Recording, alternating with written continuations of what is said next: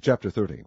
And when Rachel saw that she bare Jacob no children, Rachel envied her sister, and said unto Jacob, Give me children, or else I die. And Jacob's anger was kindled against Rachel, and he said, Am I in God's stead, who hath withheld from thee the fruit of the womb? And she said, Behold, my maid Bilhah, go in unto her, and she shall bear upon my knees, that I may also have children by her. And she gave him Bilhah, her handmaid, to wife. And Jacob went in unto her. And Bilhah conceived, and bare Jacob a son. And Rachel said, God hath judged me, and hath also heard my voice, and hath given me a son. Therefore called she his name Dan. And Bilhah, Rachel's maid, conceived again, and bare Jacob a second son. And Rachel said, With great wrestlings have I wrestled with my sister, and I have prevailed. And she called his name Naphtali. When Leah saw that she had left bearing, she took Zilpah her maid, and gave her Jacob to wife. And Zilpah, Leah's maid, bare Jacob a son. And Leah said, A troop cometh, and she called his name Gad. And Zilpah, Leah's maid, bare Jacob a second son. And Leah said, Happy am I, for the daughters will call me blessed. And she called his name Asher. And Reuben went in the days of wheat harvest, and found mandrakes in the field, and brought them unto his mother Leah. Then Rachel said to Leah, Give me, I pray thee, of thy son's mandrakes. And she said unto her, Is it a small matter that thou hast taken my husband? And wouldest thou take away my son's mandrakes also? And Rachel said, Therefore he shall lie with thee tonight for thy son's mandrakes. And Jacob came out of the field in the evening, and Leah went out to meet him, and said, Thou must come in unto me, for surely I have hired thee with my son's mandrakes. And he lay with her that night. And God hearkened unto Leah, and she conceived, and bare Jacob the fifth son.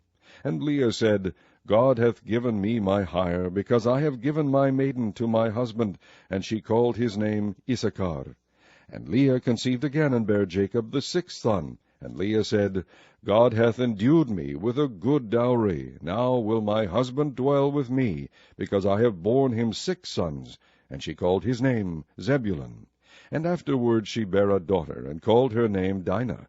And God remembered Rachel, and God hearkened to her, and opened her womb. And she conceived, and bare a son, and said, God hath taken away my reproach. And she called his name Joseph, and said, The Lord shall add to me another son. And it came to pass, when Rachel had borne Joseph, that Jacob said unto Laban, Send me away, that I may go unto mine own place, and to my country.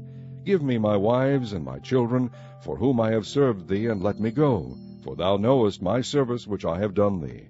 And Laban said unto him, I pray thee, if I have found favor in thine eyes, tarry, for I have learned by experience that the Lord hath blessed me for thy sake.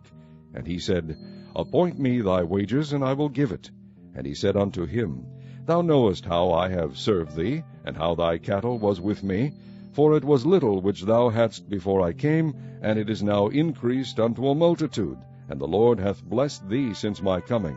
And now when shall I provide for mine own house also? And he said, What shall I give thee? And Jacob said, Thou shalt not give me anything. If thou wilt do this thing for me, I will again feed and keep thy flock. And I will pass through all thy flock today, removing from thence all the speckled and spotted cattle, and all the brown cattle among the sheep, and the spotted and speckled among the goats, and of such shall be my hire. So shall my righteousness answer for me in time to come, when it shall come for my hire before thy face. Every one that is not speckled and spotted among the goats, and brown among the sheep, that shall be counted stolen with me.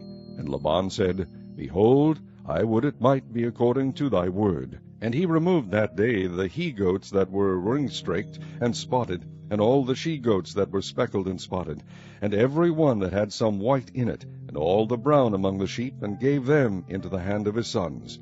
And he set 3 days' journey betwixt himself and Jacob fed the rest of Laban's flocks.